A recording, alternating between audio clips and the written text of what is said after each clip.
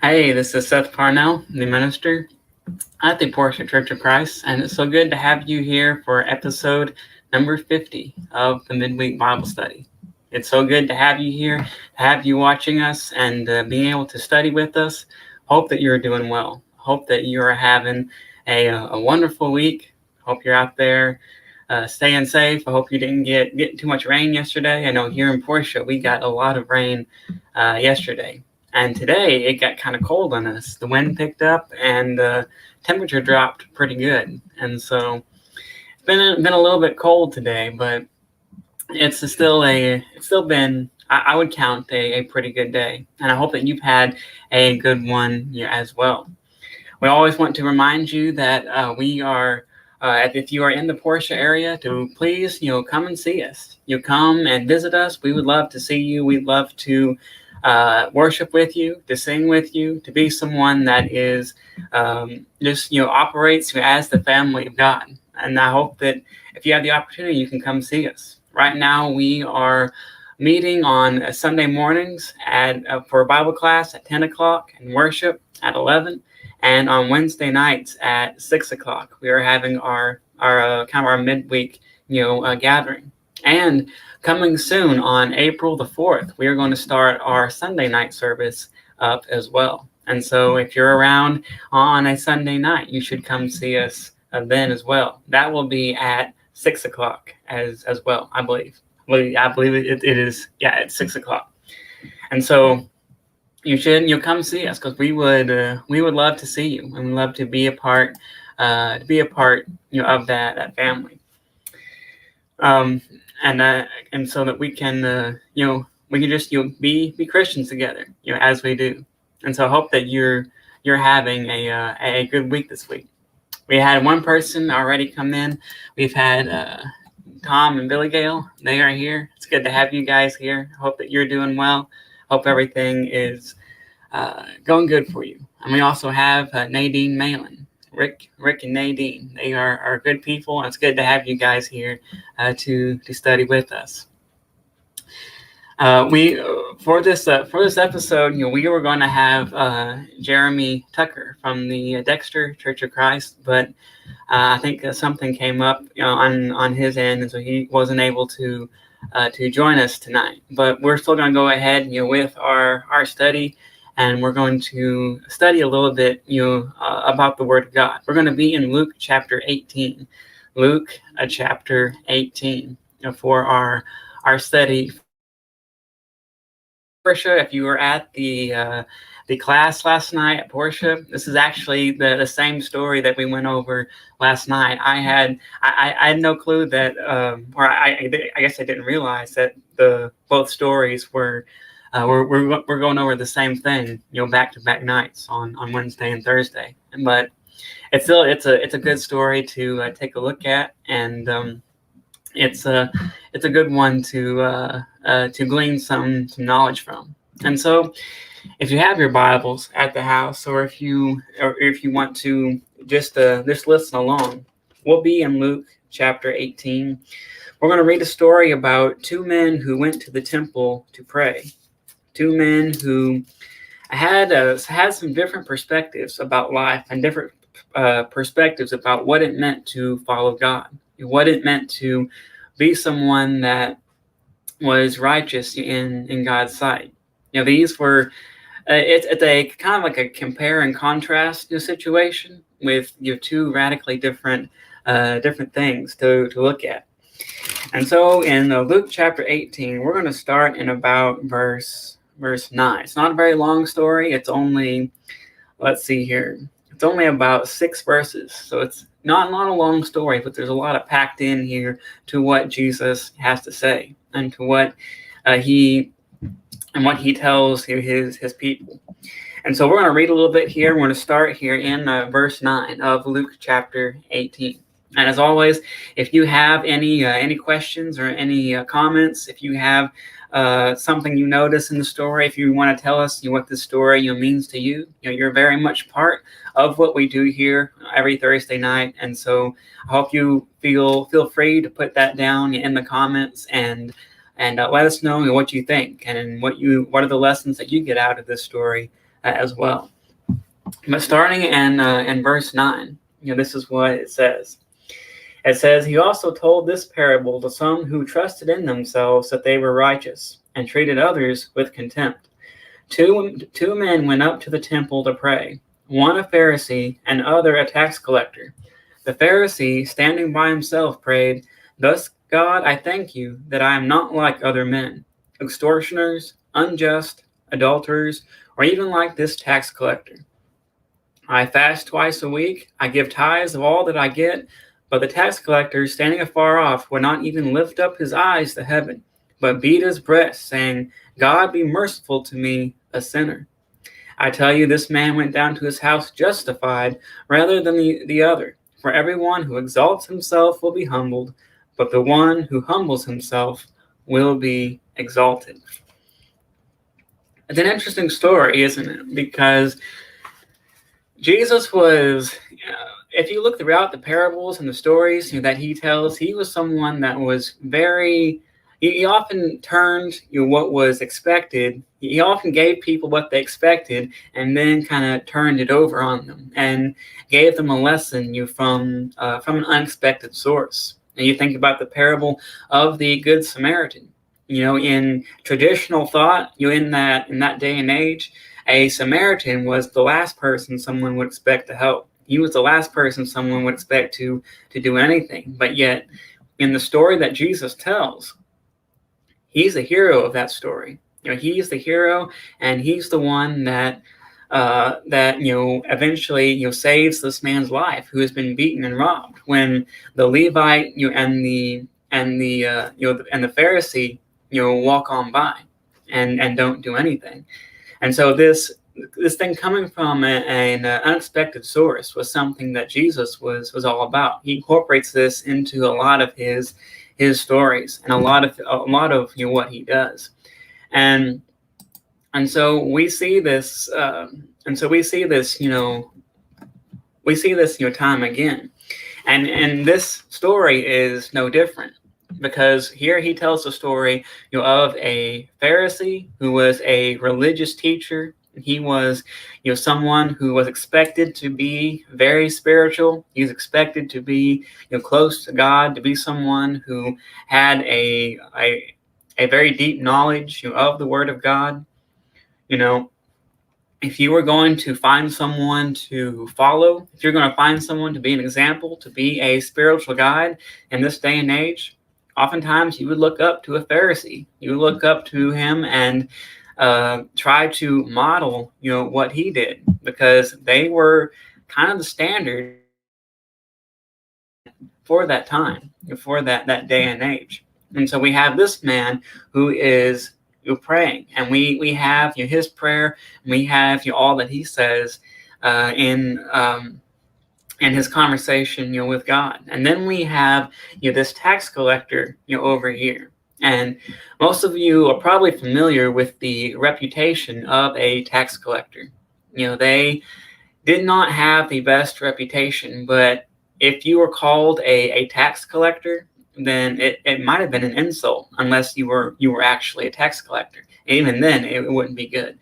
But they were seen as sellouts. They were seen as people who got rich by working for the enemy. They were seen as dishonest, and some of them were, and probably a lot of them were.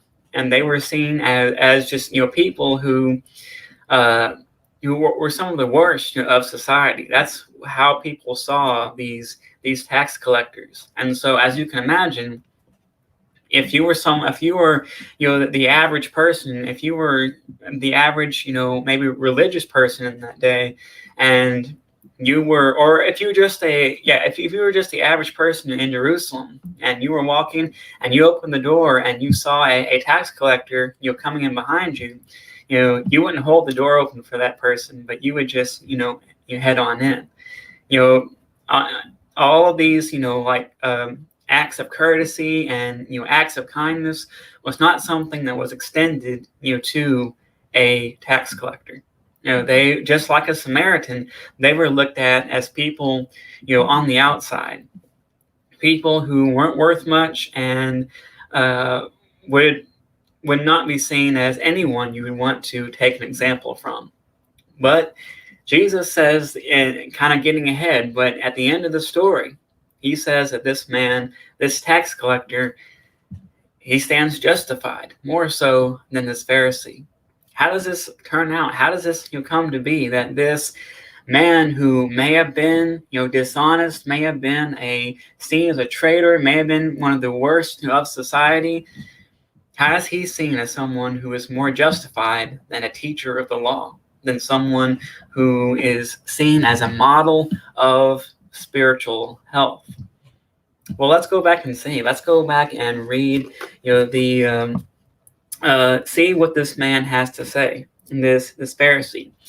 But before we start with that, we have to see that Jesus, he was someone who sometimes spoke kind of mysteriously. Sometimes he wasn't as straightforward with his teaching as some would like him to be. There's a couple of instances that we have when Jesus tells a parable, and the disciples, they just don't get it. They just don't understand what Jesus is getting at. And so afterwards, they come up to Jesus and they ask him, teacher, what did you mean by this parable? Please explain this parable, to us, because we don't get it. And so Jesus, would do so. And so many times, the kind of the meaning behind the parable wasn't as straightforward, as maybe it was in other places. But here in Luke chapter 18, Jesus actually gives us, or Luke actually gives us the purpose for this parable. He gives us the meaning for this parable. In verse 9 of Luke chapter 18, this is what he says here in Luke chapter 18, verse 9. He says, he also told this parable to some who trusted in themselves that they were righteous and treated others with contempt. And then I think this is the NIV version on the display here. He says, to some who were confident of their own righteousness and looked down on everyone else, Jesus told this parable. And so we know from the get-go why Jesus is telling this parable and why he is teaching this in the first place. There were people who were confident in their own righteousness. They were what we would call self-righteous. They were people who thought that they had it all figured out and looked down on everyone else. They thought that they were a couple of levels above everyone else, that they were kind of special. But Jesus, he's going to tell them, he's going to try to get across to them in this parable that that's not the way a true follower of God should act, but rather a person is going to have different. They're going to have to adopt some qualities that this Pharisee just doesn't have. And so when we look throughout this the type of prayer that this Pharisee has, it's kind of jarring, sometimes to us, when we see, this, see kind of the words that he says. But I think it's an accurate representation of what was going on at that time, of the perspective, that these people had. And if somebody got up in your congregation and prayed a prayer like this, next time you meet, which would be, Sunday, that might turn a few heads. People might think, well, what's this guy saying? But this is some of the things that he says here, starting in verse, I believe it's verse 11. It says, standing by himself, he prayed, thus, God, I thank you that I am not like other men, extortioners, unjust, adulterers, or even like this tax collector. I fast twice a week. I give tithes of all that I get, and I give tithes of all that I get. And so this is the prayer, of this Pharisee. He starts off and he says basically two things. He says, God, I thank you that you didn't make me like those other people, like those other people who are, adulterers, who are unjust, who are extortioners. I thank you that You didn't make me like them. I'm thankful that you made me, a lot better. You made me, you might say, more special than those other people. I'm glad that I am above, those people.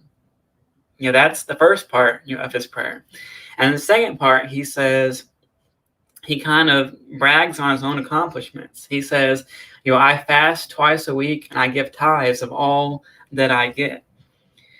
And we know from, of course, we don't know the situation, of this particular Pharisee, but we know that the practices of other Pharisees were not exactly, above board. They may have given, tithes of what they got, but a lot of what they got was from some pretty shady means. It was from some pretty unethical practices that they used in order to gain wealth. Jesus talks about how they devoured widows' houses, how they took advantage of widows, of women who lost their husbands, and used that to enrich themselves. A lot of what they did was not exactly above board, and it was not an example to look at. And so he kind of elevates himself and says, God, I thank you. I'm not like other people, that I'm better than other people. And then he says, and then he kind of says, God, this is why you're lucky to have me, because I fast twice a week and I tithe. That's his two big accomplishments. And there's a lot to be said. And like I said, if somebody prayed this prayer in your congregation, next worship, it'd be jarring to us, because no one speaks that way. At least no one should speak that way. In our day, in the way that we usually converse. In our congregations. Someone said, I thank you that we're not like those other people, down there. That doesn't sound like a good perspective to have. And so this man had he had some issues that he needed to work out. In contrast, like we said beforehand, this is kind of like a compare and contrast situation. And in contrast, we have this tax collector who, as we said before, was not expected to do anything special. He was not expected to do anything spiritual, anything religious. He was simply, he was seen as vastly inferior to this Pharisee. But yet, Jesus says he has an even shorter prayer. All he says, he beat his breast, saying, God, be merciful to me, a sinner.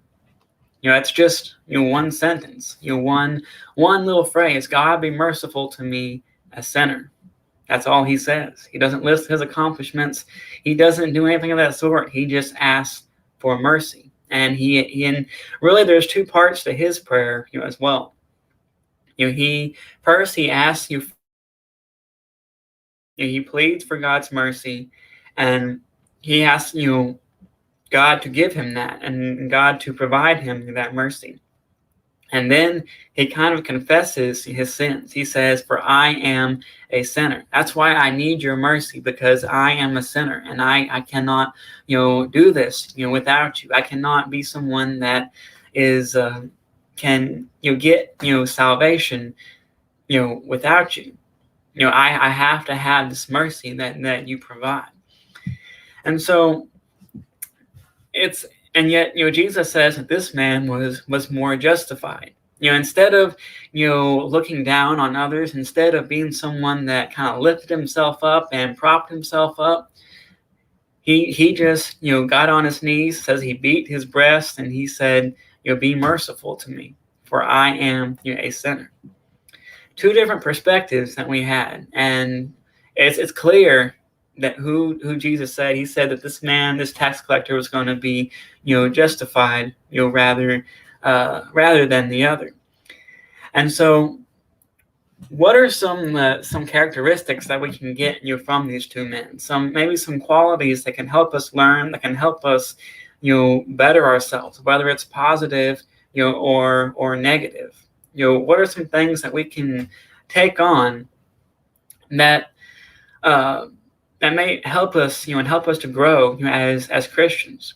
Well, if you take a look at the Pharisee first, I think there's several qualities that we could look at that describe, what he had to say.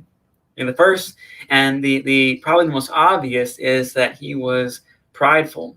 That he was someone that had, in order to pray this prayer, you have to have a lot of pride in your heart. You have to be someone that has that type of perspective. I think humility was not something that was part of this man, of the way that this man saw things and his perspective on life, but rather he thought himself to be above everyone else. And we know that pride can be extremely destructive. It can be something that can seep into a person's life, and sometimes it can be kind of stealthily. Sometimes you don't realize, that you have that kind of, prideful outlook until maybe you start looking for it. But pride can be, so destructive. It can cause, division. It can cause, it can make people drive others away. Being prideful is not a good look, on a Christian. In fact, in Proverbs chapter 11 and verse 2, this is what the writer of Proverbs has to say. He says, "When pride comes, then comes disgrace, but with the humble is wisdom." With the humble is wisdom. So according to the writer of Proverbs here, he says, when pride comes, then comes disgrace. When a person starts being prideful, when they start, being someone that sees others as beneath them, that sees, himself as above, other people, then, comes disgrace. He's setting himself up for failure, basically, is what this is saying. When we look at things in a prideful way, we're setting ourselves up, for failure. And if we continue, we are going to fail. But rather, he says, but with the humble is wisdom. If we live our lives with humility, with a sense of humbleness, that is conducive to wisdom. That brings forth, wisdom. And we can live our lives in a wise manner. We can avoid, those mistakes. We can avoid those decisions that take us away, from God. We can avoid those situations in where we get kind of pulled away from God and where our spiritual health, suffers. If we have wisdom, we can better make those decisions. But you can't have wisdom and have pride. Those things kind of go against each other. They don't work well, together. But wisdom and humility, those things go side by side. Those things work together in a great way. And so, in order to be someone that has wisdom, in order to be a follower of God who continues as long as he can, who goes and tries to grow as close to God as he can, we have to have wisdom. We have to have that humility, because, as we said, pride can be very, very destructive, and we need to be mindful of it. But not only pride was in this man's prayer, but we could also see that he was, very judgmental. Not only was he centered in on putting himself up, but he looked at other people. He looked at this tax collector without probably knowing a thing about him, without knowing, what was in his heart, what his attitude was, what his personality was, the decisions that he made. He probably didn't know any of that. He just saw him as a tax collector, and he said, "Well, I'm better than that person. I'm obviously, more righteous than this tax collector." He made that judgment there, and that was final in his mind. And that was something that was, that in his mind, that was, how it was going to be. He was, miles, he was steps ahead, of this lowly tax collector who didn't even deserve to be around him. If you read throughout the Gospels, oftentimes, the Pharisees, would often refer to people as, sinners, as, sinners and tax collectors. Sometimes they criticize Jesus for eating with sinners and tax collectors. That's how they kind of group these people together as as those outcasts, as people who were put in that category without knowing a thing about them. But that's how these people operated. They had that kind of that sense of judgment within them. But we know there's a lot of verses that speak against that. There's a lot of verses that caution us against that. One of those that immediately comes to mind is what we find here in John chapter 7 and verse 24, which I think we mentioned in class at Portia last night, where he says, "Do not judge by appearances, but judge with right judgment." See, this man, this Pharisee, he judged by appearances. He didn't know a thing about this tax collector, but he saw that he was a tax collector, and he said, that's a terrible person. I'm obviously better than he is. He says, "Do not judge by appearances, but judge with right judgment," or righteous judgment. Judge by the standard of God. We know that God does not judge by appearances, but he judges by the heart.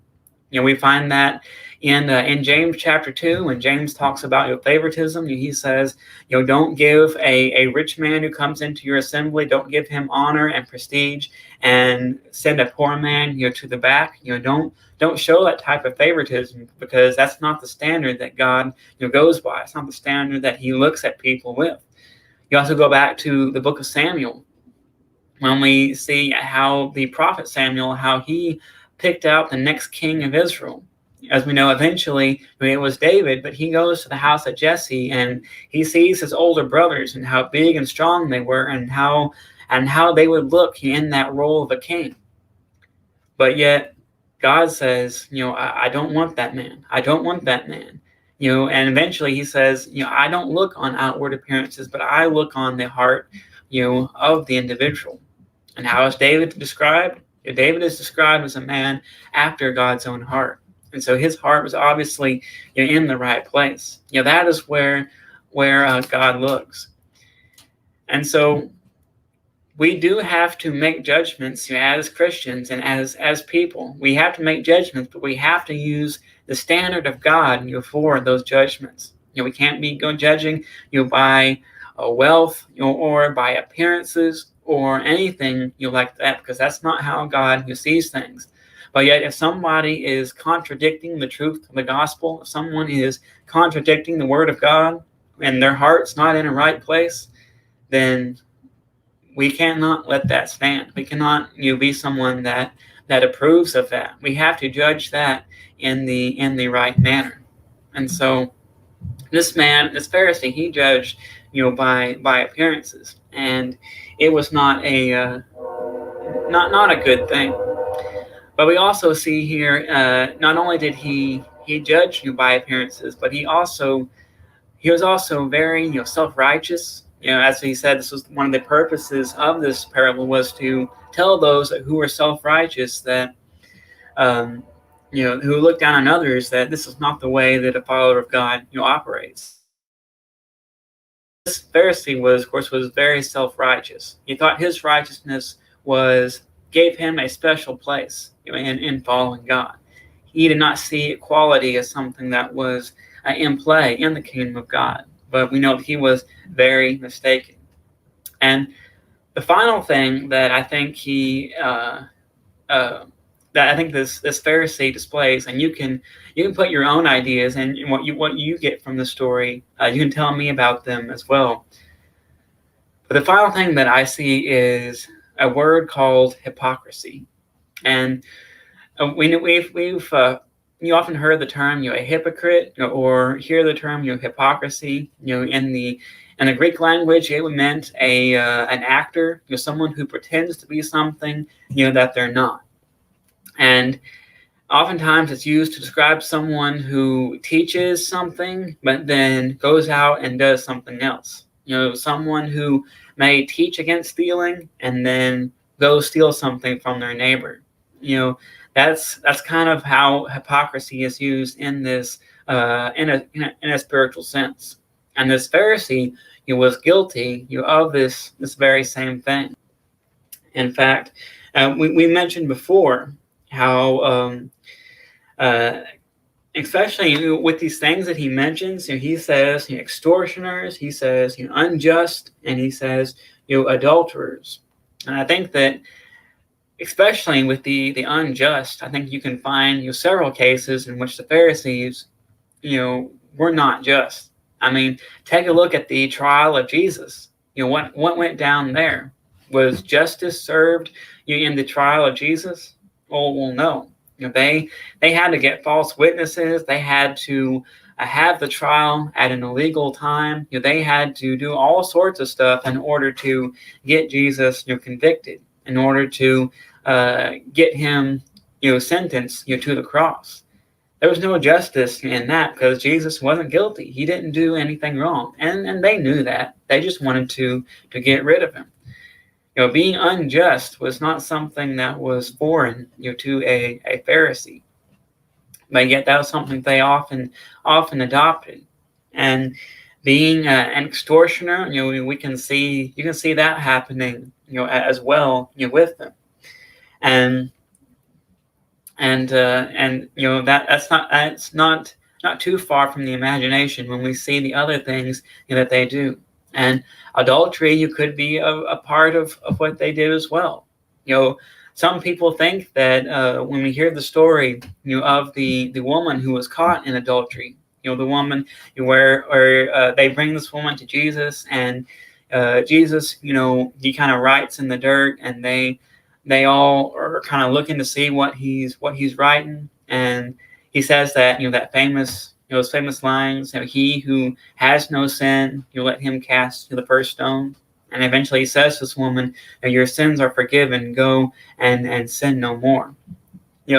Some people think that the reason they were able to find this woman and bring her so quickly was that she was coming to see one of the Pharisees themselves, and that was how they were able to do that. Of course, we don't know that for sure. There's no, not really any proof of that, but it's something that's interesting to look at. But these hypocrisy, and when you look at what this man mentions and how the Pharisees are described, later on in the Gospels, it's two different pictures. And this man wasn't willing to admit, that he was not as righteous as he would like to think himself, to be.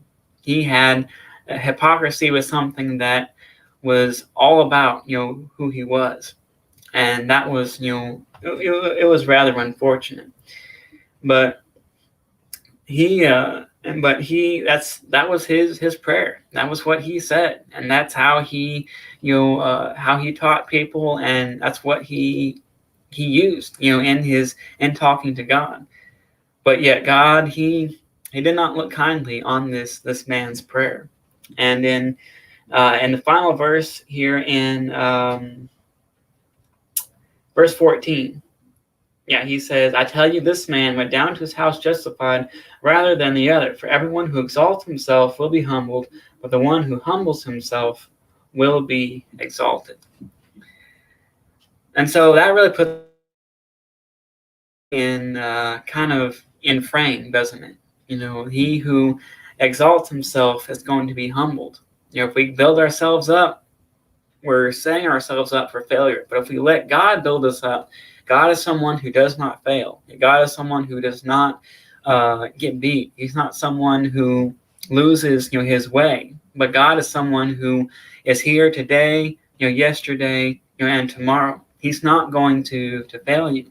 And so if we lean on his strength, we lean on his understanding, if we're someone who is lifted up by what he has to offer us, then we're going to be all right.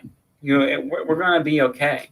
But if we try to do things by our own power, then we get in trouble. We will get ourselves into all sorts of trouble if we decide to do that. And eventually we will fail, because that's the reality of human nature. Without God, we're going to fail. And that's why we are so dependent upon, like this man said, this mercy that God provides, and what He gives us.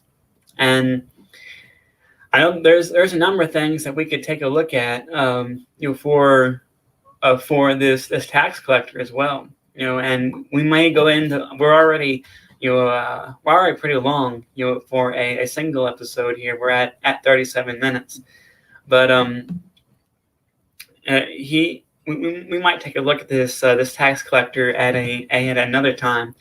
But he was someone that was humble. He was the opposite of this Pharisee. He was humble. He sought forgiveness. He asked for mercy from God. He looked to God for for the solution to his problems. Oftentimes people when they are in need, sometimes they look anywhere but to God. But God provides us with something that the world just cannot, and that's kind of the beauty of our relationship with God, is that what He gives us when we even don't deserve it, but He provides us with something that we cannot get anywhere else. And of course, that's that mercy, that grace, that salvation that we get. And so this man, he was humble. He wasn't judgmental. He didn't judge himself by the standard of other people, but instead he asked for forgiveness for himself, because that's how he judged himself. His own standard, his own standing with God is how he saw things. And so we'll probably, I got a lot left on here, and so we'll probably look at the rest of this for another time. But I hope this is something that has been beneficial to you. Hope this is something that has encouraged you tonight. Like I said, if you're just coming in, we are originally, I know the title has that we have had Jeremy Tucker from the Dexter Church of Christ on here, but he had something come up, and so he was unable to be with us here tonight. But we might get him on another week.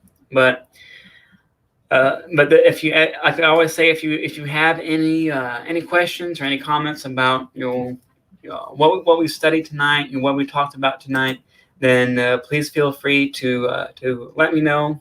I'd love to talk to you about it, and I'd love to answer any of those questions that you have, and so we can continue to study the Word of God. Nadine Malin, she says, enjoyed it. I'm glad you enjoyed it. Hope everything is going well for you guys. But we'll be back here next Thursday night for another edition of the Midweek Bible Study. It will be episode 51, and we're on the second half of going to 100 episodes. As we're almost at a 1 year anniversary. It's kind of weird to think, that everything with the pandemic, and the shutdowns and everything happened, almost a year ago. It seems like, we've been doing this, this pandemic thing for forever. But I think we're finally starting to get on the back end of it. I think we're getting closer to getting back to 100%. And I know I'm ready for it, and I bet all of y'all are as well. But with that said, we hope that you enjoyed this. I hope that you have a wonderful week. And as I always say, if you get a chance, you'll come see us. We hope that